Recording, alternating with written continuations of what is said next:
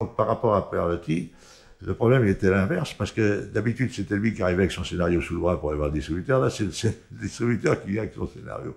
Et des chèques sous le bras, on lui dire, si vous acceptez de faire ce film-là, je vais vous donner une avance.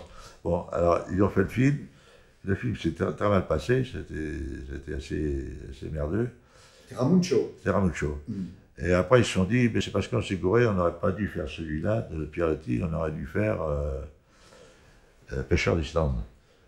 Et en fait, je crois qu'ils se sont rendus compte, après avoir fait Pêcheur d'Islande, qu'ils n'auraient pas dû faire ni l'un ni l'autre. Mais c'est des films. En même temps, pour Pierre, c'était vachement bien, parce que ça lui permettait disons, de tourner des films. Pour moi, ça m'a permis aussi de... Alors, naturellement, quand on a fait Ramucho, il a fallu que j'ai ma deuxième autorisation de tournage, ma deuxième dérogation, qu'il n'a pas fait l'ombre d'un doute. Encore, qu'ils m'ont demandé de faire la preuve que j'étais capable d'éclairer en intérieur, et je leur ai remontré un bout de 16 mm que j'avais fait quand j'étais en Indochine, d'intérieur de pagode, qui était assez somptueuse comme éclairage, mais dans lequel il n'y avait pas de lumière. C'était juste la lumière du soleil qui passait par des trous, et comme il y avait de la fumée, etc., ça donnait une impression formidable. Alors ils ont trouvé que j'étais génial pour éclairer les intérieurs. Ça montre la haute qualité des...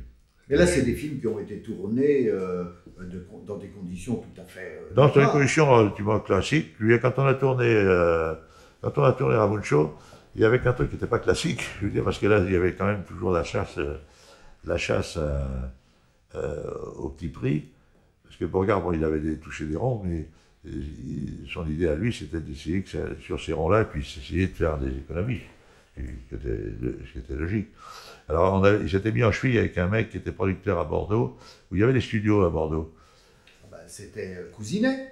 Cousinet, c'est ça. Émile Cousinet, voilà. Qui était lui-même réalisateur. Voilà. Émile et qui faisait je ne sais plus qui, je ne sais plus quoi, les légionnaires au couvent. Oui, il a fait des trucs, il avait fait une version des Trois Mousquetaires avec, c'était absolument incroyable. On voyait les voitures passer dans le champ. Enfin, oui, c'est ça, c'est ce qu'on disait. Mon curé champion du régiment. C'est ça. Non, c'était pas vrai, on ne voyait pas les voitures passer, c'est ce qu'on a raconté, mais c'est pas vrai.